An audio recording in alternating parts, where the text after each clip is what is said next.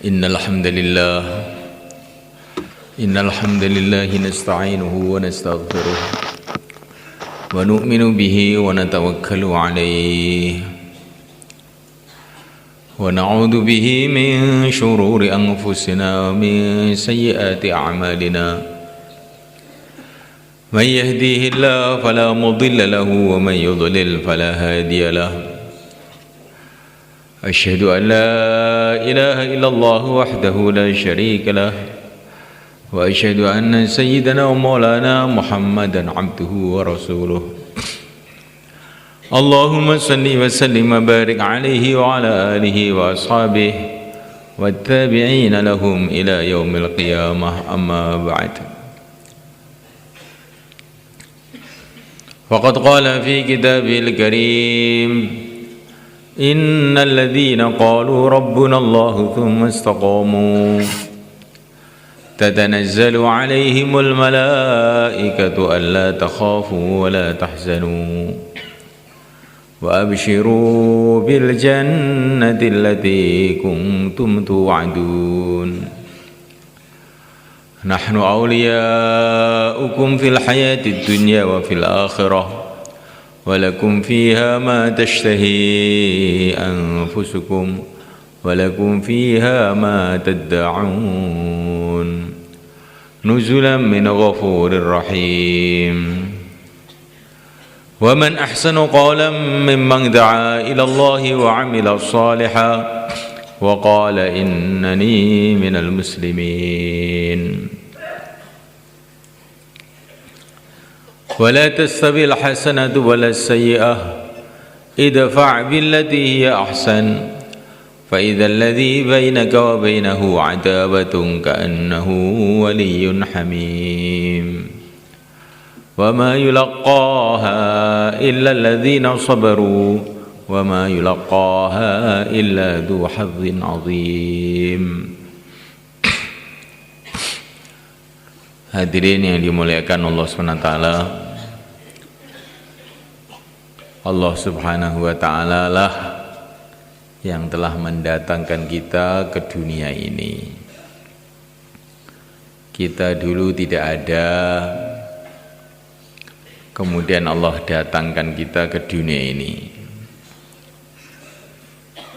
Dan insya Allah tidak akan lama lagi Allah akan keluarkan kita dari dunia ini. Sudah menjadi keputusan Allah, siapa yang didatangkan oleh Allah ke dunia ini harus meninggalkan dunia ini satu saat, mau atau tidak mau. Orang kaya ataupun orang miskin, pejabat atau rakyat, orang buta huruf maupun orang cerdik pandai, orang sehat maupun orang sakit, orang yang mau mikir atau orang yang tidak mau mikir, orang yang cinta dunia maupun yang tidak cinta dunia, kalau sudah waktunya pasti harus meninggalkan dunia. Qul innal mauta alladzi tafirruna minhu fa innahu mulaqikum. Katakanlah sesungguhnya kematian yang kamu lari dari kematian itu akan berjumpa dengan kamu juga.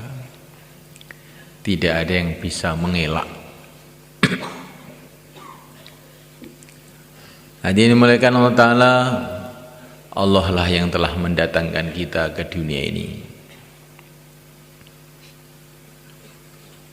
Dan Allah sudah ambil keputusan, kita pasti akan meninggalkan dunia ini. Dan kalau kita meninggalkan dunia ini, tidak boleh membawa walaupun kerikil satu, nggak boleh dibawa. Maka dunia ini bukanlah sesuatu yang bisa dimiliki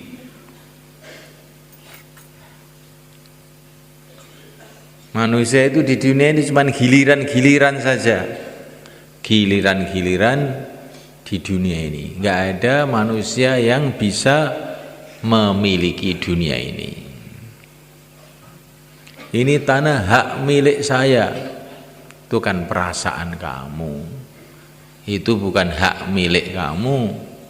Tapi kamu dapat giliran ngurus. Cuman itu saja. Dapat giliran ngurus. Nanti kalau gilirannya sudah habis, kamu akan meninggalkan semuanya.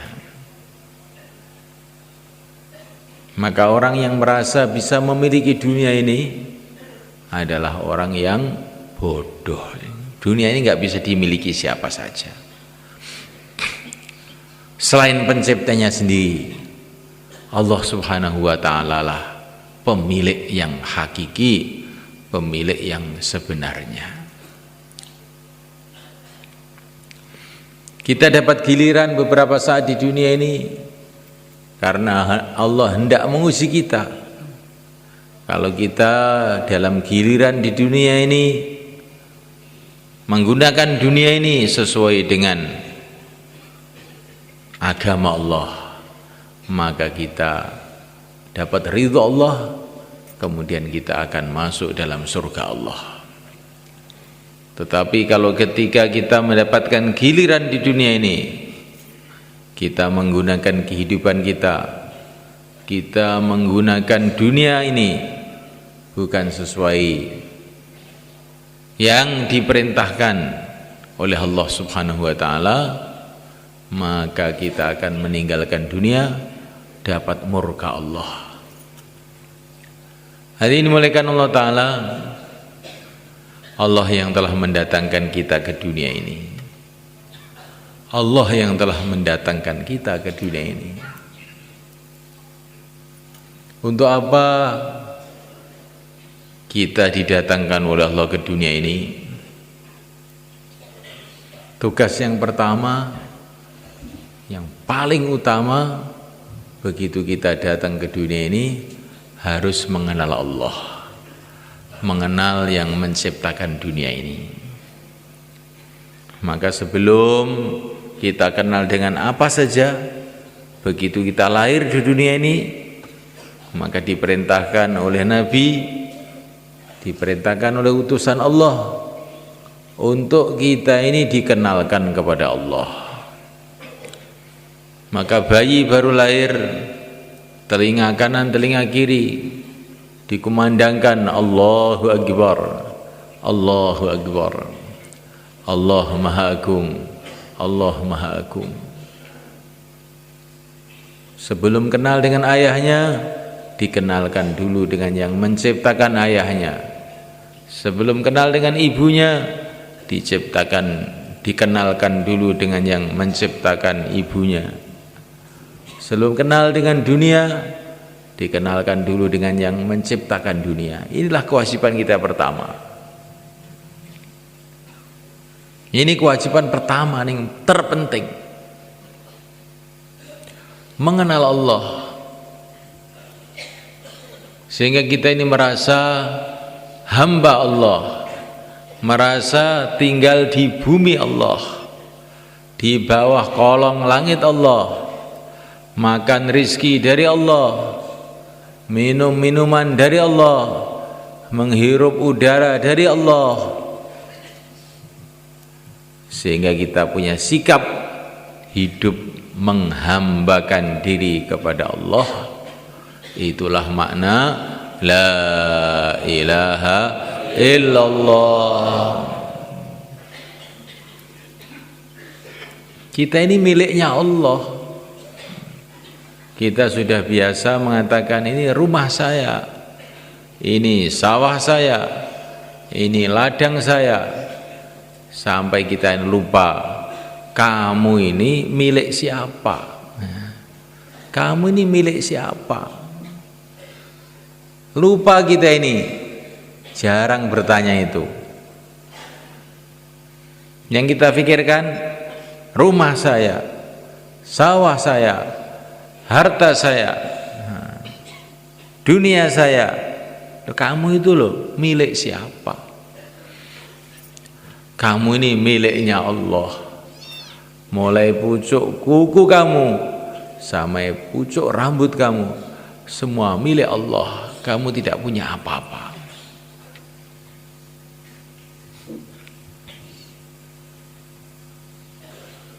Pernah menciptakan apa kamu di alam semesta ini? Kamu tidak pernah menciptakan walau sebutir pasir. Kamu tidak pernah menciptakan walaupun setetes air. Kamu tidak pernah menciptakan walaupun selembar rambut, sepotong kuku. Kok sekarang kamu itu merasa ini punya saya, ini punya saya. Ini adalah satu kelalaian yang besar. Kita ini miliknya Allah. Kita ini hambanya Allah. Kalau kita di masjid, kita ini hambanya Allah. Kalau kita di pasar, kita ini juga hambanya Allah. Kalaupun kita ini jadi raja yang paling kaya pun juga tetap hamba Allah. Kalau kita ini di bumi juga hanya hamba Allah. Kalau kita umpamanya bisa naik ke langit pun juga hanya hamba Allah. Kalau kita ini buta huruf, bodoh, juga hamba Allah. Kalau kita ini orang pandai, paling pandai seluruh dunia pun juga tetap hanya hamba Allah. Kamu itu nggak punya apa-apa.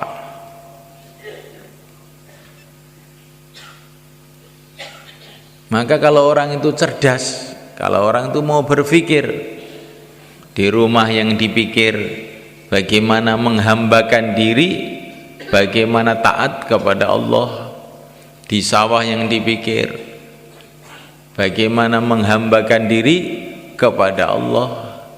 Di mana saja saya ini hamba Allah, di mana saja di bumi Allah, di mana saja saya perlu kepada bantuan Allah, setiap detik, setiap menit saya perlu dengan Allah, maka setiap detik, setiap menit saya harus ingat kepada Allah, tunduk kepada Allah, taat kepada Allah. La ilaha illallah. Ini ilmu terpenting ini. Orang sekarang belajar ilmu macam-macam di sekolahan-sekolahan, di universitas-universitas, padahal itu ilmu yang tidak begitu penting. Tapi ini ilmu itu ilmu yang paling penting ini. Kalau sampai ada orang tidak paham ilmu ini, maka dia akan celaka selama-lamanya.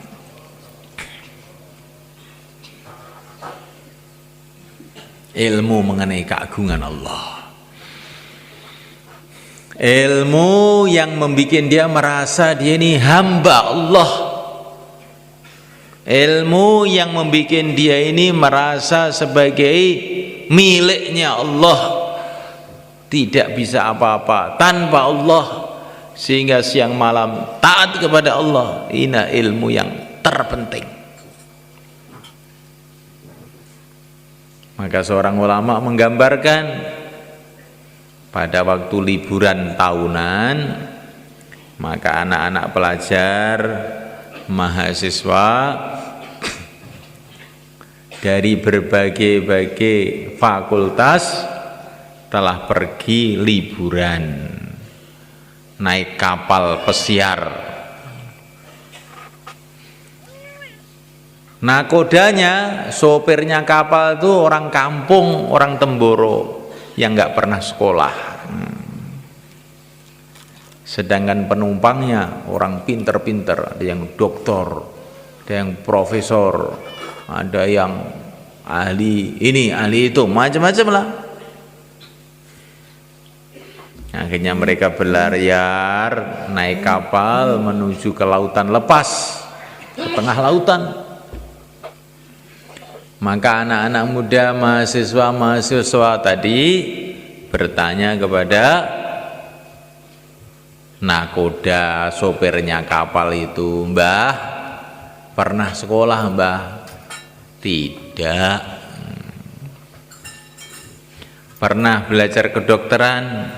Tidak. Matematika, apa itu nak? Sama sekali saya baru dengar ini, apa itu mati-matian itu? Maka anak-anak muda itu tertawa semua. Mbah, kamu ketinggalan zaman. Hidup kamu sia-sia. Tetapi nakoda kapal tadi diam-diam saja. Awas ya kamu dalam hati itu. Maka terus kapal berjalan di lautan lepas. Tiba-tiba datang hujan, angin ribut. Semua penumpang-penumpangnya pada ketakutan semuanya.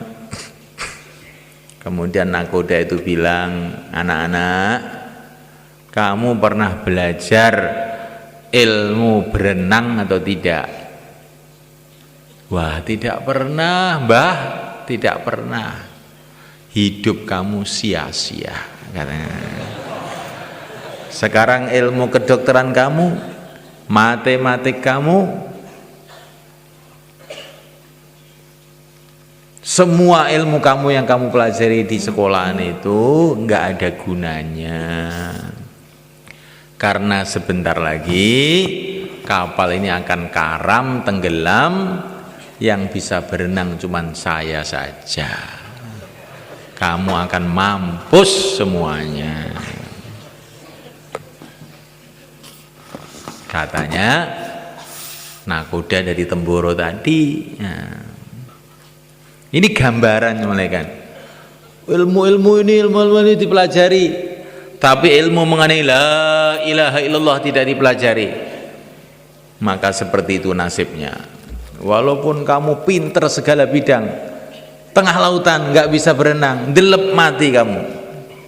Walaupun kamu tahu segala ilmu dunia, masuk kubur, apa ada gunanya? Yang ada gunanya cuman ilmu la ilaha illallah. Itu yang ada gunanya, yang lain-lain nggak ada gunanya.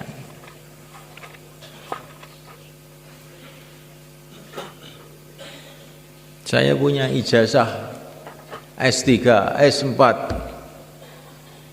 Iya, bagus.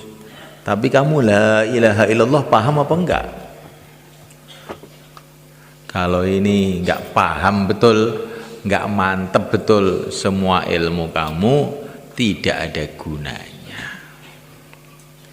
Kalaupun ada gunanya, cuman beberapa saat di dunia saja. Hadirin mulaikan Allah Ta'ala, inilah yang harus dipahami oleh seluruh manusia. Kewajiban yang harus diusahakan oleh seluruh manusia mengenal Allah. Ini tidak cukup diucapkan, tidak cukup didengarkan, tapi bagaimana ini menjadi sikap hidup kita. Kita duduk sebagai hamba, berjalan sebagai hamba. Maka satu hari yang mulia Nabi Agung Muhammad SAW itu makan duduk di bawah. Maka ada seorang wanita. Wanita ini belum kenal agama. Makan kok di bawah, katanya wanita tadi.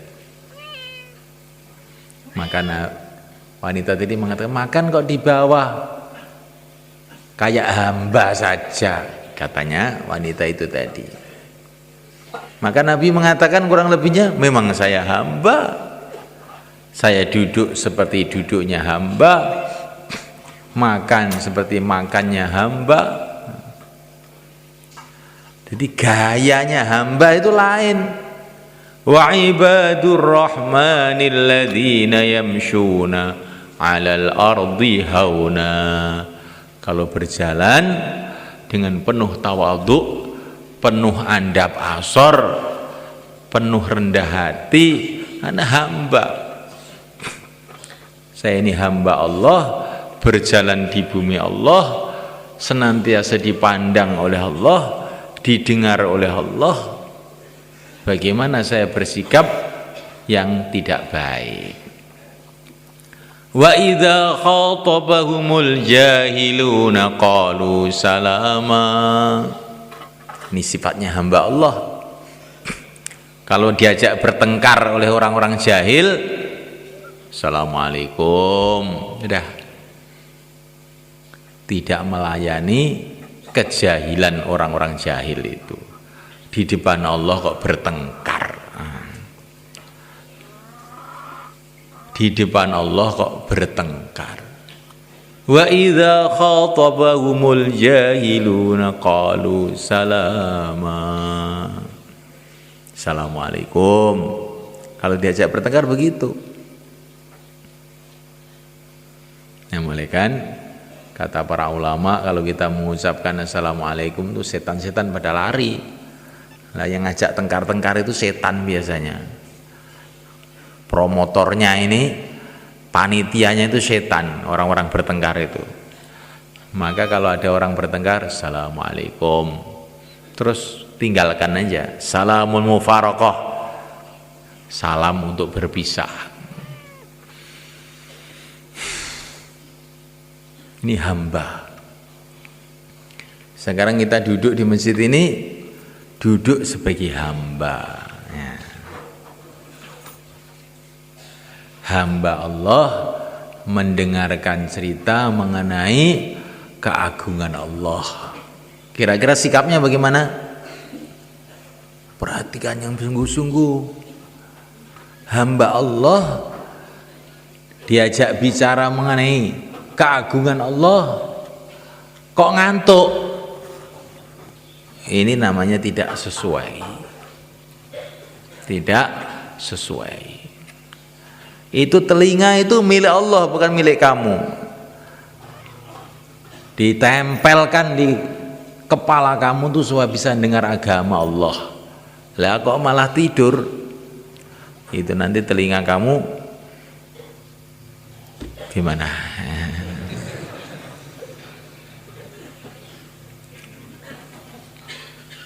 Jadi semulaikan Allah SWT,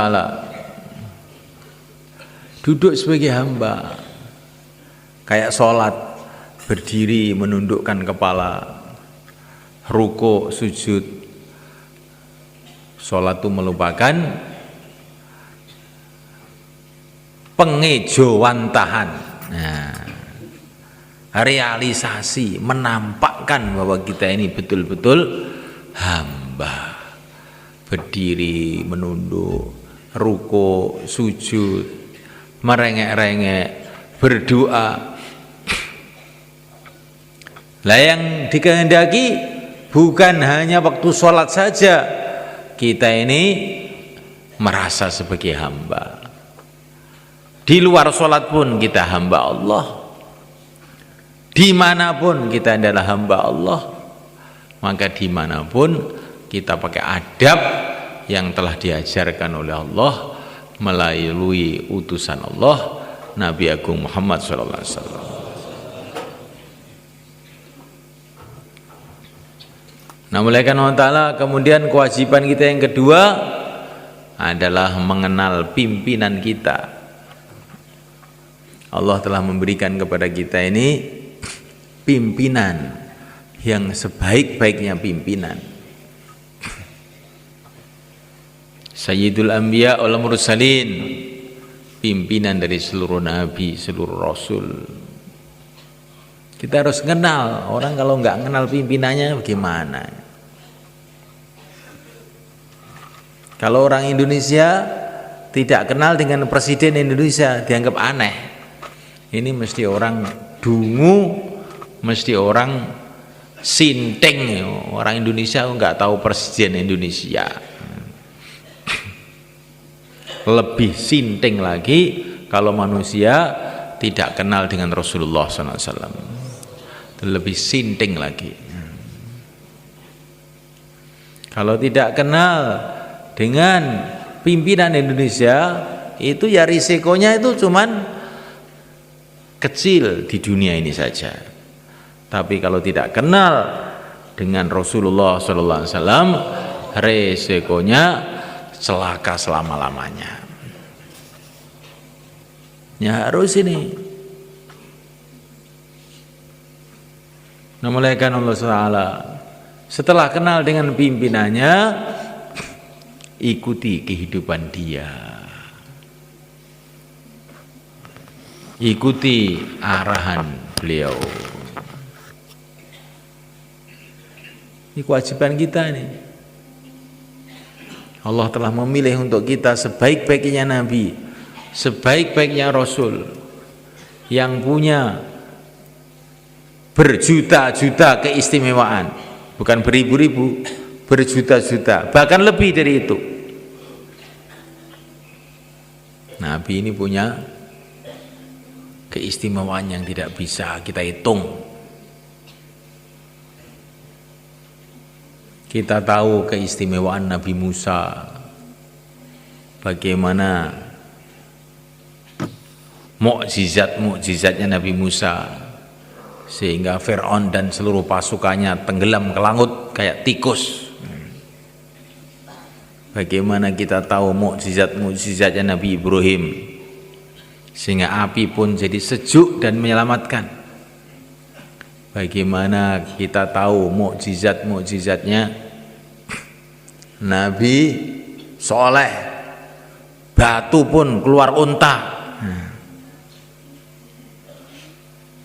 Kita tahu mukjizatnya Nabi Nuh, dengan doanya seluruh orang kafir seluruh dunia habis. Ini seluruh nabi-nabi, seluruh rasul-rasul yang hebat-hebat ini semua itu perlu dengan syafaatnya yang mulia Nabi Agung Muhammad SAW.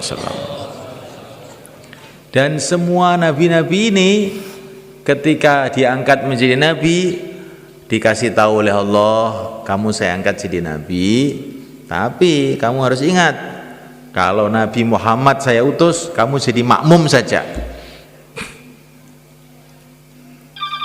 La tu'minan nabi wa la tangsurunnah, la tu'minun nabi wa la tangsurunnah. Kamu harus iman jadi pengikutnya Rasulullah SAW. Terus bagaimana keistimewaan Rasulullah itu? Sudah, ini repot dibicarakan. Ini perlu, apalagi ini bulan Rabiul Awal. Pantas seluruh orang Islam itu bergembira ria, karena ini hari bulan kelahiran yang mulia Nabi Agung Muhammad SAW. Perlu diingat-ingat ini, perlu diperingati.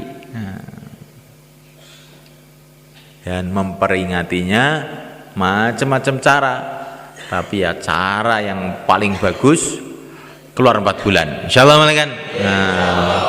Ini tanda cintanya kepada Nabi. Karena kita ini gembira dengan agama, gembira dengan kelahiran Rasulullah sallallahu alaihi wa ala alihi wasallam. Ini adalah perintah Allah. Qul bi fadlillah wa bi rahmatihi fabidzalika falyafrahu. Kita harus gembira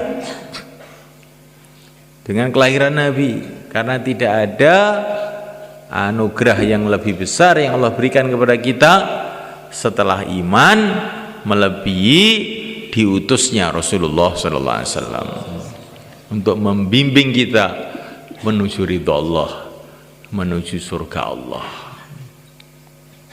Penting ini semua kan. Kita membaca selawat kepada beliau dengan penuh kecintaan. Dalam satu hadis dikatakan, orang yang lupa membaca selawat berarti lupa jalan menuju surga. Jalan menuju surga itu adalah ikut Rasulullah, dan di antara cara mengingati Rasulullah adalah membaca selawat. Lah kalau lupa baca selawat, lupa jalan ke surga. Perasaannya mau ke surga, lupa, tahu-tahu masuk mana? Wong jalannya lupa loh. Mau ke Madiun, tahu-tahu sampai Jakarta. Mau ke surga, tahu-tahu sampai Gara-gara lupa dengan Rasulullah. Jangan sampai lupa dengan Rasulullah itu.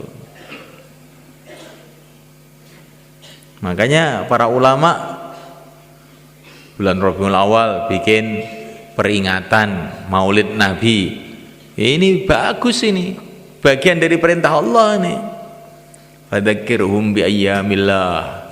Ingatkan mereka dengan sejarah pertolongan-pertolongan Allah. Tidak ada pertolongan Allah yang lebih besar melebihi datangnya Rasulullah sallallahu alaihi wasallam. Orang beriman tuh mendengar nama Nabi itu harus gembira begitu semalaikat. Mendengar nama Nabi kok tidak gembira, itu sudah orang dungu, bodoh semalaikat.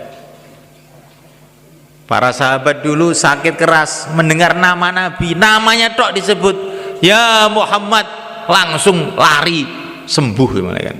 Saking gembiranya mendengar nama Muhammad disebut itu. Iya ini Sayyidina Abdullah bin Umar radhiyallahu taala anhu, beliau sakit, kakinya kaku. Temannya mengatakan, sebut nama orang yang paling kamu cintai. Ya Muhammad, langsung sembuh. Ini cintanya para sahabat kepada Rasulullah SAW. Seorang sahabat dalam sakaratul maut, beliau berteriak, ya Muhammad. Ini cintanya para sahabat pada Nabi itu, Masya Allah. Sudah merasuk sampai hatinya, pikirannya. Sampai diceritakan Sayyidina Abu Bakar itu bercermin menekan bahwa cermin itu nilon di bawah. Itu yang tampak di cermin itu bukan wajah dia, wajah Rasulullah. Karena pikirannya itu Rasulullah. Melihat cermin yang tampak Rasulullah, bukan tampak wajahnya sendiri. Saking cintanya kepada Rasul itu sudah masuk di otak dia, di hati dia, di mata dia.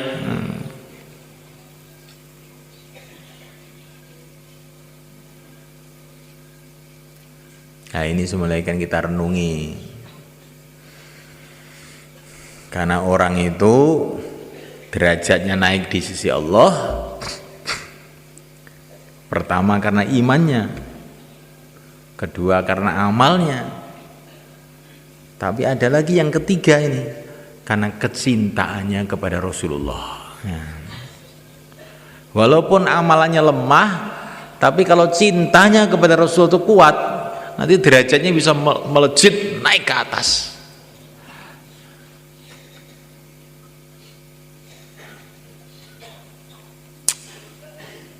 Semoga termasuk kita semua.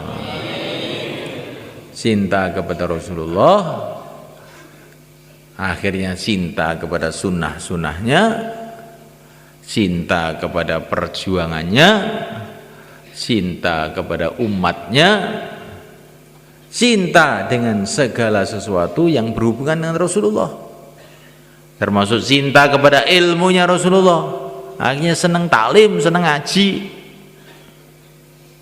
Ilmunya orang barat yang kepet kafir dipelajari siang malam, ilmunya Rasulullah enggak dipelajari.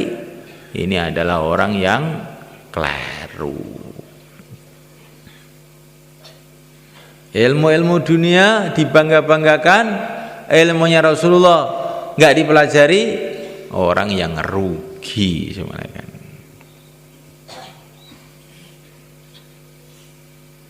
Ilmu dari sekolahan dipelajari, ilmu dari Sidratul Muntaha di atas langit ketujuh tidak dipelajari, betul-betul rugi.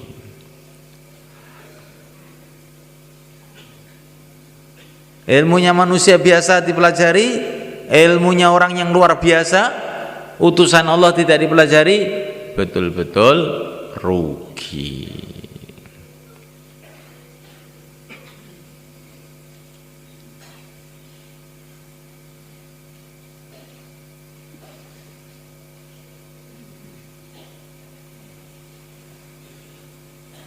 Assalamualaikum.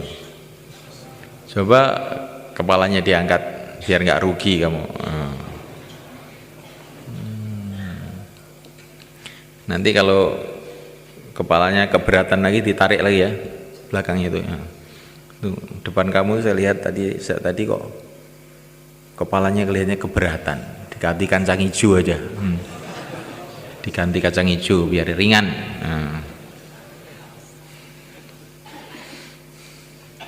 Mau diganti kacang hijau? Tidak mau. Diangkat. Saya ini kalau bayan ada orang ngantuk itu langsung hilang konsentrasinya.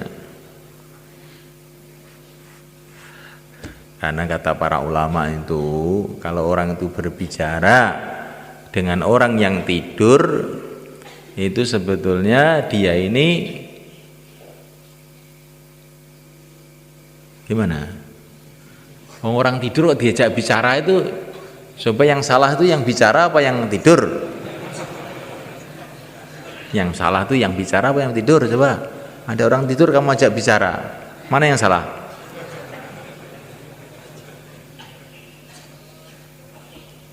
Nah, kelihatannya kok salah semua. Jadi semulaikan Allah SWT, inilah kewajiban kita yang kedua, mengingati Rasulullah, mengikuti Rasulullah.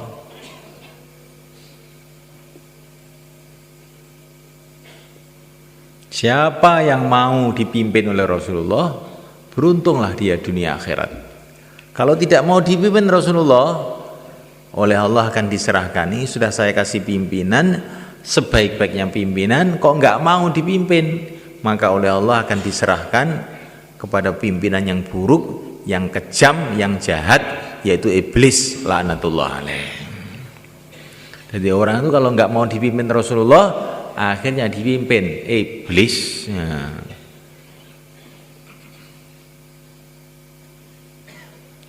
Maka semulaikan Allah SWT,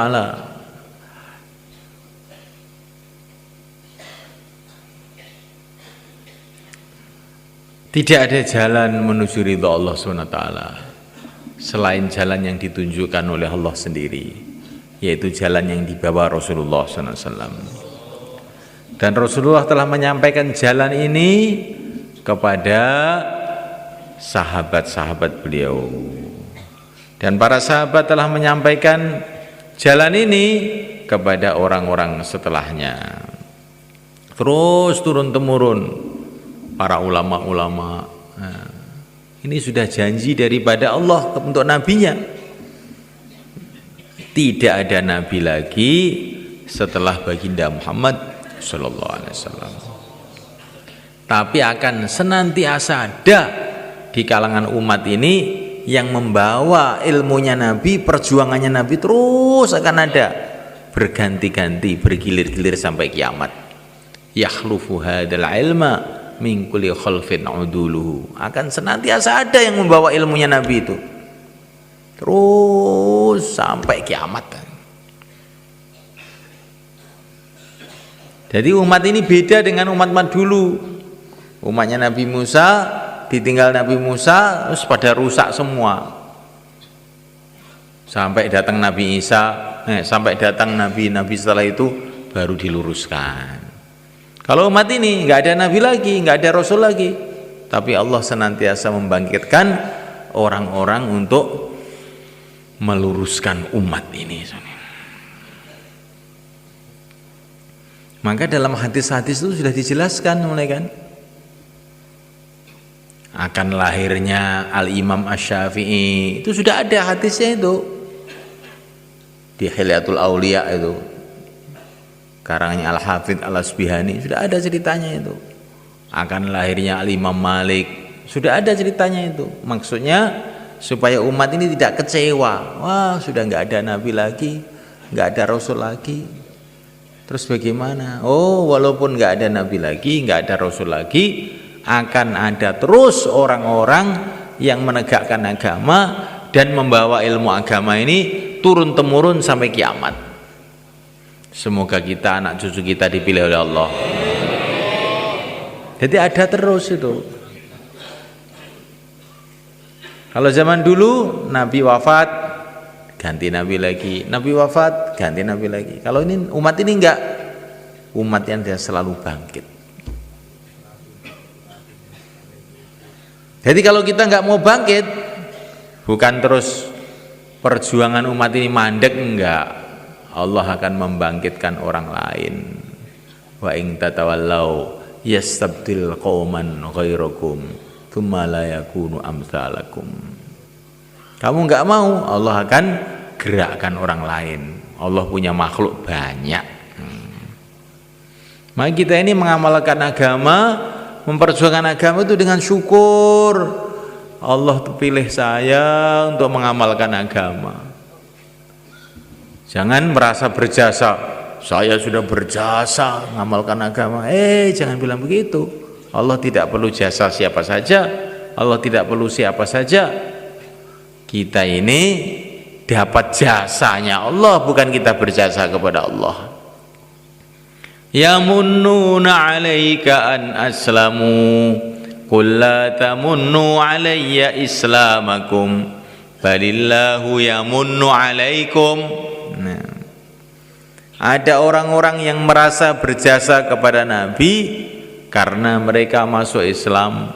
Kamu jangan merasa berjasa, Allah lah yang telah berjasa kepada kamu. Kamu dikasih hidayah masuk Islam. Alhamdulillah. Jadi amal itu dengan syukur gitu semuanya kan. Jangan amal dengan melerut, cemberut, males.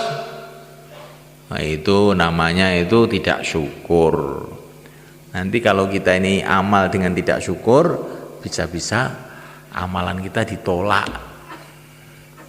Tapi amal itu dengan syukur, dengan gembira, maka oleh Allah akan ditambah lagi, tambah lagi, tambah lagi. Insyaallah malaikat. Dakwah dengan syukur, gembira, nanti Allah akan tambah.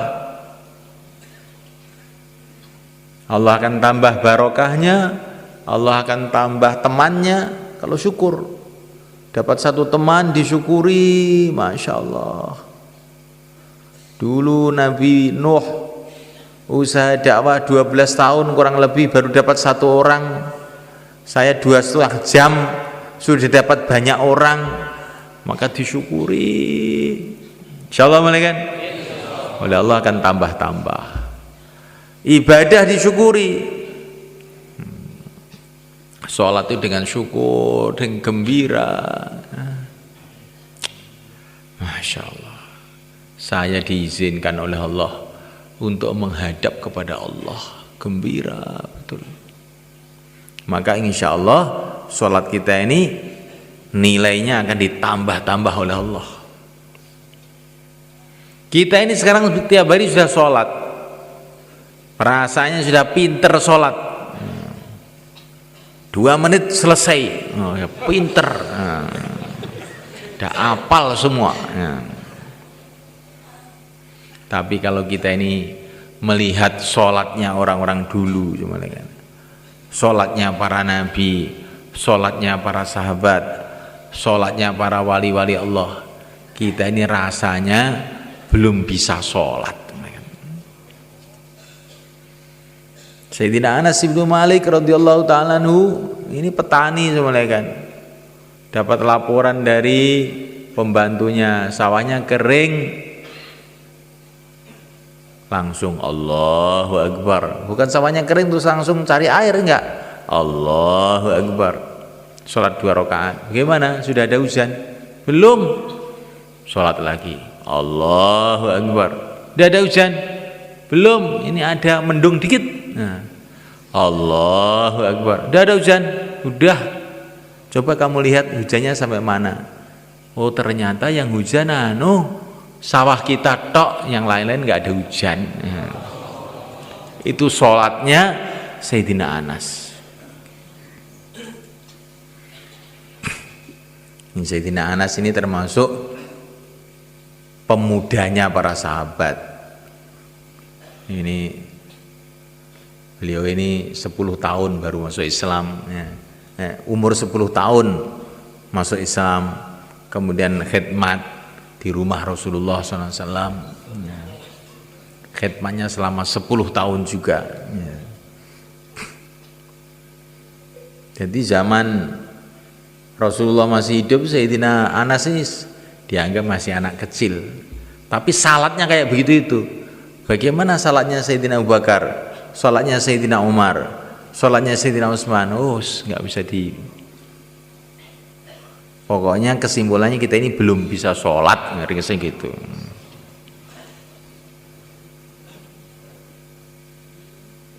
Saya sejak kecil sholat kok belum bisa sholat gimana? Iya, sholat kalau diukur sholatnya sahabat, diukur sholatnya para orang-orang soleh dulu, ya kita ini belum bisa. Kalau diukur dengan anak TK, ya sudah pinter, kita ini guru TK, udah pinter, 2 menit selesai. Kita renungin malaikat. Dakwah saya itu sudah 4 bulan ya, pengalaman saya itu dakwah. Ya itu kalau diukur orang zaman sekarang yang tidur aja di rumah memang sudah pengalaman 4 bulan. Tapi kalau dihitung dengan Nabi Nuh yang 950 tahun, kelihatannya kok belum pengalaman kelihatannya. Jadi semalakan Allah Ta'ala kita ini harus pikir tuh meningkat. Jangan sudah merasa puas. Orang itu kalau sudah merasa puas, ngantuan itu tandanya puas. Iya, saya sudah tahu semua, nggak perlu dengar saya. Nah ini, sedangkan yang mulia Nabi Agung Sallallahu Alaihi Wasallam senantiasa berdoa, Robbi zidni ilma, ya Allah tambahilah aku ilmu. Tambahilah aku ilmu. Rasulullah yang pengalaman sudah melebihi para nabi, melebihi para rasul, melebihi para malaikat, masih merasa kurang. Lah kita ini lo taunya apa? Kok sudah merasa cukup sehingga ngantuk saja? Ya nggak semua kan? Ya. Nah malaikat Allah Ta'ala, para nabi, para rasul, orang-orang yang mulia, para sahabat, pengikut mereka, orang-orang yang mulia, itu merasa amalannya itu masih kurang. Tapi kita perasaannya sudah cukup. Saya ini sudah banyak, pahala saya sudah banyak, saya sudah sholat saya sudah berapa tahun, puasa saya sudah berapa kali Ramadan, zakat saya sudah berapa ton itu ya. Akhirat itu lo semua kan selama-lamanya. Kalaupun kamu tuh punya amalan, bagaimanapun banyaknya, kalau kita ini memandang negeri akhirat, kalau kita ini memandang apa yang kita cari sebetulnya, yang kita cari itu adalah ridho Allah, yang kita cari itu surga Allah. Kita akan malu dengan amalan kita ini, melihat. Ada orang dalam satu hadis mulai kan, ada orang ibadah terus menerus zaman dulu ini sebelum umat ini, ibadah terus menerus 500 tahun. Maka malaikat Jibril cerita kepada baginda Nabi, nanti orang ini sampai hari kiamat. Belum ini, tapi sudah diceritakan oleh malaikat Jibril kepada Nabi. Nanti orang ini sampai hari kiamat dibangkitkan dari kubur, kemudian Allah berfirman, hambaku, silahkan masuk surga dengan rahmatku. Maka orang tadi, ya Allah, saya kan sudah ibadah 500 tahun, masa saya ini dimasukkan surga hanya karena rahmatmu saja lah? Amalan saya ini apa enggak ada nilainya? Maka Allah, oh begitu, hai para malaikat, hitung itu amalannya dia. Maka dihitung, amalannya 500 tahun ternyata tidak cukup untuk membayar nikmat mata. Belum telinga ini, mata tok ini belum cukup. Loh, mata itu mahal semuanya kan. Kalau orang itu matanya rusak, buta, dia suruh bayar uang 1 miliar pun siap. Kalau punya loh ini, supaya matanya bisa melek lagi. Betul nggak malaikat? Oh, mata ini mahal. Gara-gara mata kita masih sehat aja kita nggak tahu. Coba kalau matanya udah redup dan kamu punya uang 1 miliar, bayar 1 miliar, mata kamu melek lagi, sehat lagi. Iya, saya siap. Kalau nggak siap, gara-gara nggak punya duit, nggak sehat. Nah itu ibadah 500 tahun, ternyata untuk membayar matanya saja nggak cukup. Maka Allah berfirman, ternyata ibadah kamu nggak cukup untuk bayar mata saja, telinga belum kamu bayar, yang lain-lain belum kamu bayar, sekarang silahkan masuk neraka. Maka dia berteriak, ya Allah, ampuni saya ya Allah, masukkan kami ke surga dengan rahmatmu. Oh ya, silahkan masuk surga dengan rahmatmu. Kamu itu sebenarnya orang baik, tapi kok ada sombongnya kamu itu. Kurang lebihnya itu begitu. Jadi kita ini walaupun amal mamanya 500 tahun pun nggak ada apa-apanya dibanding yang ingin kita beli, yaitu surga Allah. Jangan merasa sudah cukup, nggak ada apa-apanya itu. Kita ini seperti orang mau beli mobil Mercedes baru, bawa uang 5 rupiah. Pergi ke toko mobil, saya punya uang 5 rupiah mau beli mobil baru Mercedes. Tapi memang tukang tokonya tadi yang menjaga toko orang baik, oh bagus, silakan. Sebetulnya Pak, uang 5 rupiah itu untuk beli lapnya saja tidak boleh. Masa? Iya. Tapi saya ini menghargai kamu, ya sudahlah, gratis, silahkan bawa pulang mobil. Lah surga itu seperti itu semuanya kan. Lah surga itu kerikilnya aja lebih mahal dari dunia seisinya. Kok kamu bayar 4 bulan itu apa ya. Kamu bayar dunia seisinya itu belum dapat kerikil 1 di surga. Itu kerikilnya, belum sungai-sungainya, belum istana-istananya, belum bidadari-bidadarinya, belum kedudukannya bersama wali-wali Allah. Oh, kok bisa merasa banyak itu bagaimana itu? Nah, malaikat Allah Ta'ala, kita amal itu dengan syukur, dengan gembira, dan kita merasa amal kita ini belum apa-apa dibandingkan yang kita cita-citakan. Untuk bikin jembatan itu di depan itu semuanya kan, dari sebelah timur ke sebelah barat itu ada jembatan itu beberapa ratus juta itu. Lah untuk bikin jembatan dari padang mahsyar menuju surga siap berapa bayar? Untuk bikin jembatan dari padang mahsyar menuju surga mau bayar berapa kamu? Jembatan terangkil saja ratusan juta. Jembatan menuju surga kok nggak mau bayar, itu bagaimana? Jadi semulaikan Allah SWT, ini perbandingan ini maksudnya bukan mau membanding-bandingkan, tapi supaya kita ini ada semangat untuk meningkatkan usaha akhirat kita ini. Insyaallah malaikat. Hari berganti hari, bulan berganti bulan, tambah dekat kita kepada akhirat. Rasulullah sudah menunggu kita di sana. Ana faratukum alal haud, kata Nabi, saya tunggu kamu di telaga Kautsar. Nabi sudah menunggu kita, para sahabat menunggu kita, mbah-mbah kita menunggu kita. Orang itu kalau sudah ditunggu bagaimana? Tidak merasa tenang, duduk tidak tenang, makan tidak tenang, tidur tidak tenang, karena merasa sudah ditunggu. Dan yang nunggu bukan biasa, yang nunggu Rasulullah sallallahu alaihi wasallam.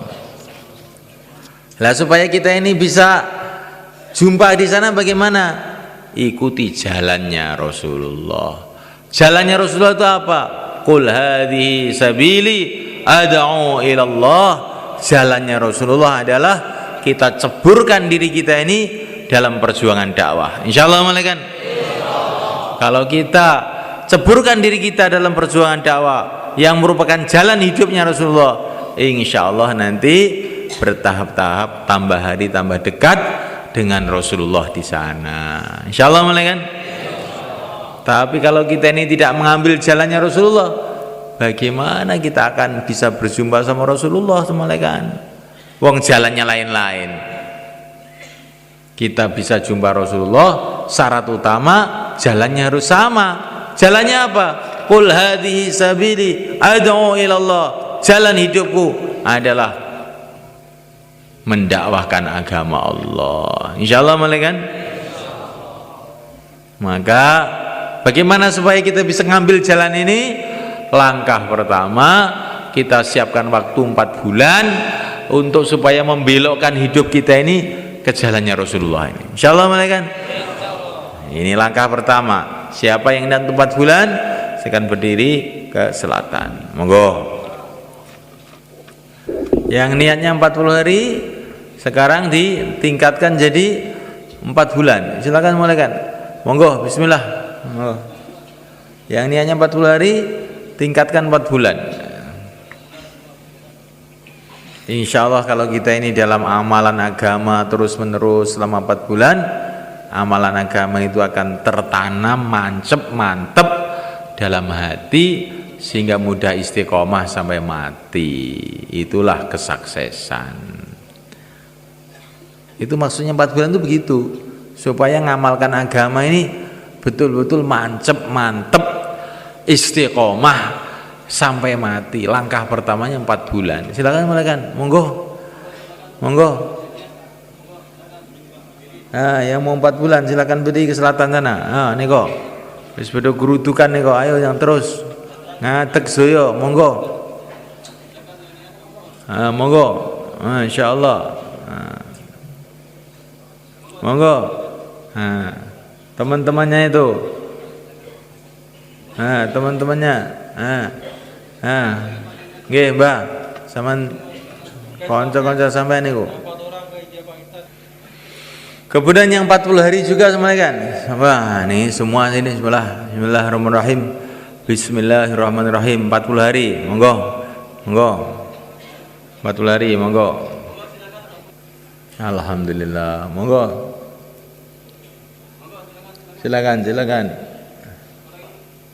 Sekarang semuanya kan taskil persiapan. Atau yang sudah siap sekarang ya malah bagus. Yang ada niat untuk bikin persiapan negeri jauh atau India, Pakistan, Bangladesh, silakan berdiri ke selatan, monggo.